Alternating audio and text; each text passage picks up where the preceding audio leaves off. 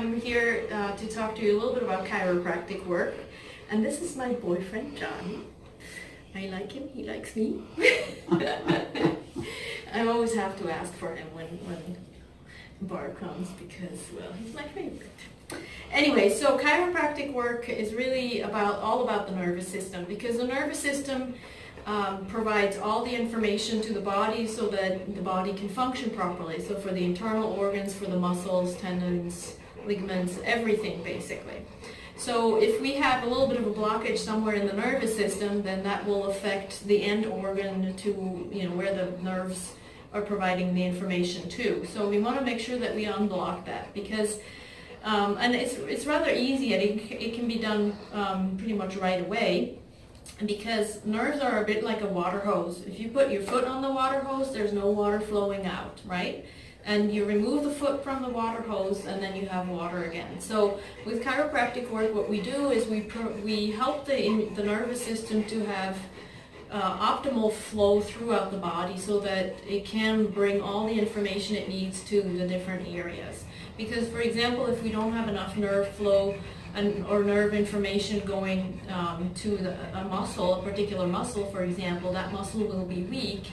And if it happens to be a muscle of, let's say, a hind leg, it could compromise joint stability, because the muscles are in part, aside from ligaments, responsible for joint stability. So if we have a weak muscle, then that joint will become unstable and can have a little micro injury going on, or a bigger trauma down the road if something happens. For example, if the dog steps in a hole and the muscle doesn't react or respond in time, it can actually result in an injury. Whereas if the muscle had all the nerve input that it needed, it would not injure itself, it would just correct it right away. And as an example, if you've ever twisted your ankle and it keeps happening over and over again, that's because probably some of the muscles are weak and not responding in time. So we can kind of relate it to that. Obviously, the nerves also innervate all of the internal organs, the GI tract, the liver, the gallbladder, adrenals, the kidneys, etc. So it's important that the nerve flow to the entire system is working. It's a bit like a computer. If it works really well, if there's no glitches anywhere, then everything functions properly and we don't feel like we want to throw it out the window. And so with the nervous system, that's what we do. We just optimize the function of the body with it. And I usually recommend doing that on a maintenance basis. I, for myself, go once a month to the chiropractor to get a tune-up, because we all live, we sleep funny and do strange things. And same for dogs and cats and horses. It's always good to give them maintenance treatments, and it depends a little bit on how well they hold and what they do in life, etc., and what their issues are. Some need more and some need a little bit less. So anyways, I'm going to give you a little bit of a demo here with my little friend. So first I'm going to check for different areas to see what's going on, and I'm going to use my surrogate Barb here with her arm. So I'm just going to check him for different things and see where there is a problem. And I will talk to you about muscle testing in another video to give you a little more information on how it works. So right now, feel free to just think that I'm doing some woo-woo stuff.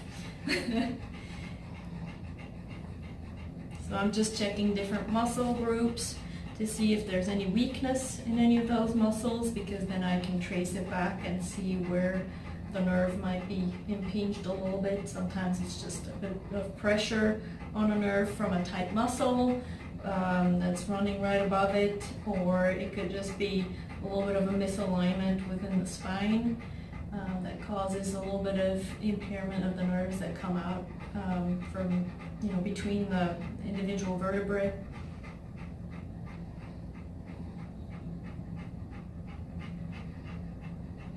So far I haven't found anything, which is pretty good, because Johnny comes very, on a regular basis, so he's in pretty good shape that way. He's also very, very well taken care of with nutrition and all of the things he needs. So I found a little thing right here at the level of T5 which is the upper thoracic vertebrae. So I'm going to adjust that a little bit. So it's just a little bit of a quick little pressure there. Very gentle, nothing painful, and you can see he didn't really react much.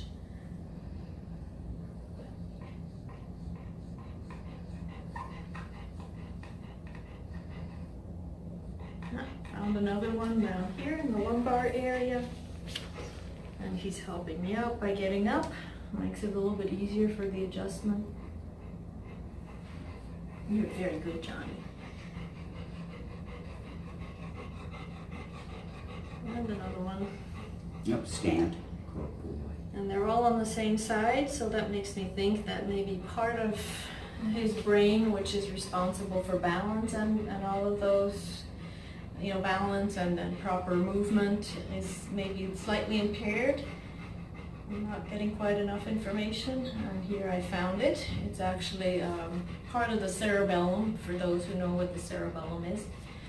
So there's just one area that's not quite functioning at the level that it should. So I'm just going to adjust that. Will that make him smarter? Yes. He's already smart. Okay. So when they have the issues, you know, the little hypomobility where the spinal cord isn't moving quite as well, or the spine, not the spinal cord. If it's all on the same side, usually it comes from the cerebellum. So I want to fix that, because everything talks with each other. All the nerves, they talk with each other and give each other feedback. So it's important to make sure that the feedback is correct, right, my friend. So that's it for him. I think he's pretty good. Otherwise, thanks for watching, and I'll see you in the next video. If you have any questions, give us a call, and we'll be more than happy to talk to you about it more, and also give your animal a treatment.